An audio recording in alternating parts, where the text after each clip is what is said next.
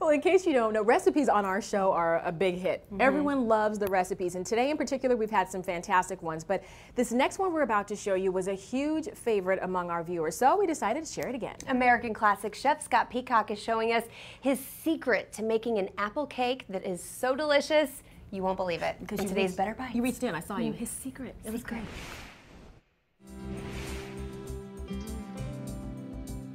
Today we're making one of my favorite cool weather desserts, fresh apple cake. It's a simple dessert. You need one big bowl to make it, and that's just about it. No mixer. We're going to start with 3 eggs. Great. And into that, we're going to whisk a little bit of vegetable oil. I use peanut oil, but you could use any sort of neutral flavored vegetable oil, not olive oil. And then we have some light brown sugar. You can already see how simple this is to make. And some regular sugar. And just whisk this together.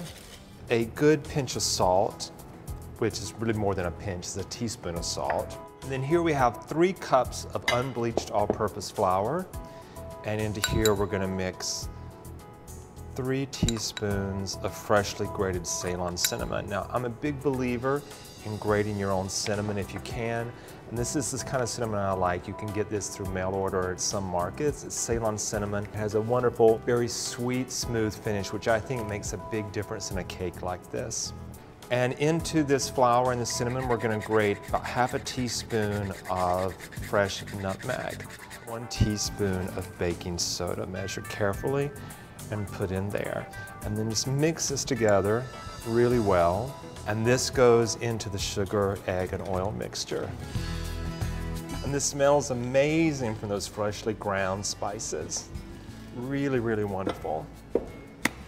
And this makes a very, very thick batter. Now here we have 7 large Granny Smith apples. You could use any sort of good cooking apple from this time of season. I love wine saps, Roms, even Golden Delicious. These are all great, but you want a good cooking apple. This is the only part of the recipe that takes hardly any time at all, is peeling these apples, and even that takes hardly any time at all. These all go straight into here. Well, we're just wanting to coat it. We want to get this started because now we're going to add in some chopped pecans. This is one of the simplest and most satisfying desserts I know.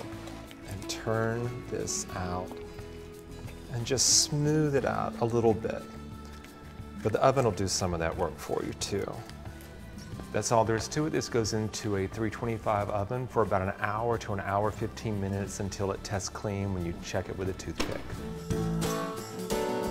So our fantastic apple cake is cooling here on a rack, and now we're going to make a wonderful caramel glaze to go on top. And we're going to start with some butter into a wide skillet and some brown sugar, dark brown sugar, and some light brown sugar, a generous pinch of salt to bring up all that wonderful flavor, and some heavy cream. And so when the caramel looks like this and has these really large bubbles and begins to foam up, we know it's about ready. So I'm going to turn it off, and we're going to let it cool just a little bit before spooning it over the cake. So the glaze has cooled down, and it's this beautiful thick caramel consistency. And now we're going to spoon it over our cooled cake. I'm doing this in the pan, but if you wanted to take it out and cut it into squares beforehand, you could do so. Put it onto a serving platter, but it transports very well this way. This cake is fantastic with tea in the afternoon. It's a great dessert with any meal, and one of my favorite ways to serve it is warm from the oven at breakfast. I'm Scott for Better.